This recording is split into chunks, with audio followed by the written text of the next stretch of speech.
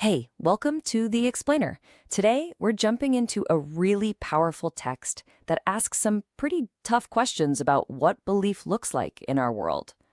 We're going to explore this idea of a personal faith and what it means to move past a kind of casual spirituality to something much, much deeper.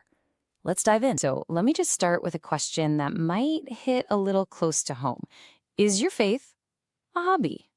Does it feel like you're walking down a buffet line, just picking the beliefs that look tasty and feel good and kind of ignoring anything that might ask for a real commitment? It's a familiar feeling, and according to the source we're looking at, it's actually at the heart of a modern crisis. And that crisis is the first big idea we're going to unpack. See, the text points out this widespread, almost consumer-like approach to spirituality, where we treat belief like it's a product we can buy, instead of a path we have to walk. And the name the source gives this? Buffet faith. It's this tendency to just select the easy parts, the convenient bits of a belief system, while steering clear of anything that really challenges us. It's a faith that's custom-built for personal comfort, but it's missing two things that are absolutely crucial for growth: commitment and responsibility. But what's really fascinating is the root cause that the text points to. It argues the problem isn't a lack of belief. Not really. It's a deep misunderstanding of what freedom is. We've been taught to think of freedom as our right to choose whatever we want for ourselves. But that view completely misses the other side of the coin, the responsibilities that are supposed to come with those choices. So, if that's the problem, what's the solution? Well, this is where the text makes a really interesting pivot.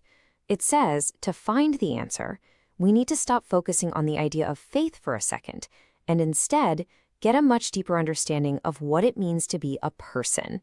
According to the source, that's the key to unlocking the whole thing. The original word here is 인격, which we're translating as personhood. Now, this isn't about personality or some pop psychology quiz. No, this is a much deeper philosophical idea. It's about a being that has inherent dignity and value, and this is the important part, the capacity for reason, for free will, and for relationship with others. So this personhood thing is built on 4 pillars. It all starts with reason, our ability to actually know what's true. That ability then unlocks our free will, the power to choose the good we now understand.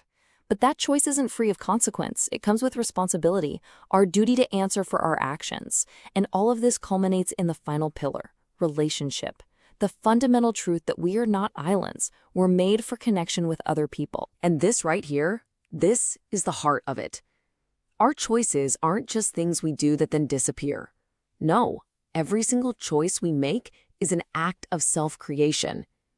With every decision, we are literally building the person we will be tomorrow.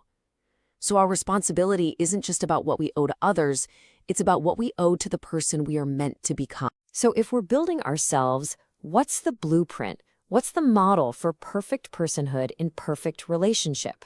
Well, this is where the text points us to one of the most profound ideas in Christianity, the Trinity. Okay, I know what you might be thinking, the Trinity. This gets talked about like it's some impossible math problem, right? How can you have 3 distinct persons, the Father, the Son, the Holy Spirit, and have them also be one God? It just doesn't seem to compute. But the source asks us to just throw the calculator out the window. The secret isn't in the numbers. It's in the relationship. The Trinity isn't meant to be a logical puzzle. It's a model of a perfect community, one that runs on love and total self-giving. So here's the crucial part. Within the Trinity, each person is totally unique. The Father isn't the Son isn't the Spirit. They're distinct. But, and this is the mind-blowing part, each one's very existence is defined by their relationship to the others. They exist for each other in this constant, perfect flow of self-giving love. And it's that love, that act of giving, that makes them one. So that's the ultimate model for us. Being completely and uniquely yourself while living completely for others. And this model, this idea of self-giving love, well, it crashes head-on into a very modern way of thinking, one that the source says is obsessed with individual rights. This quote from the source just lays the whole argument bare. The focus of a personal faith isn't on shouting about my rights. It's about getting to work, fulfilling my duties to protect the rights and the dignity of everyone else. It is a complete 180 from how we usually think. This chart really puts the two views side by side. On the left, you've got the modern view. It's all about my rights. It's freedom from things, from limits. The goal is my own happiness, my own self-determination. But on the right, you see the personal faith view. Here, the focus is on my responsibilities. Freedom isn't from something, it's for someone, it's for others. The goal isn't self-satisfaction, it's self-giving. The driving question changes from what makes me happy to what is my duty to others. And this clash between rights and responsibilities leads to a really sobering, powerful point from the text. It says that you can get a lot of things back in life: money, jobs, possessions, but there is one thing you can never, ever get back: the person you failed to become because you neglected your duties, the character you're building. That's a one-shot deal. Okay, so this is a pretty big idea. The natural next question is, how do I actually do this? How do you walk this path? Well, this last section of our explainer lays out the practical steps for living this deeper, more meaningful personal faith. The whole journey kicks off with humility. It's that foundational, gut-level recognition that the world doesn't actually revolve around you. From that place of humility, the next step is self-giving, making the conscious choice, over and over, to act for the good of other people. And what holds it all together? Commitment.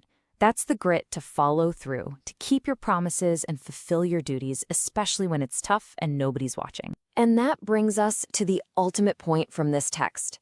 It totally redefines what freedom means. True freedom isn't the license to do whatever you feel like in the moment. No. The source says real freedom is the power to become the person you were truly created to be. It's the freedom to choose the good, to choose responsibility, and in doing so, to build your best, most authentic self. So we're left with this one last thought. Every single day, every choice you make, you're an architect.